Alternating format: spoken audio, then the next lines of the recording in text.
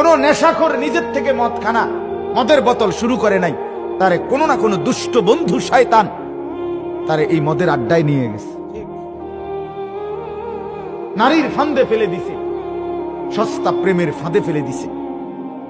এই জন্য বাপ, আমিও আফসোস করতে হবে, আপনিও করতে হবে।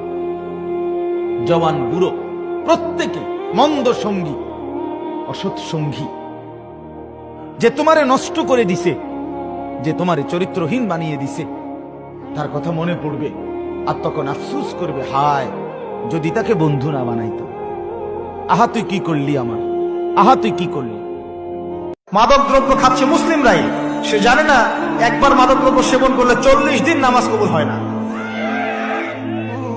কেউ যদি মাদক দ্রব্য সেবন করে এবং এই অবস্থায় সে মৃত্যুবরণ করে, রাসূলুল্লাহ সাল্লাল্লাহু আলাইহি ওয়াসাল্লাম বলেছেন তাকে আল্লাহ পাক তিনাতুল খাবাল পান করাবে।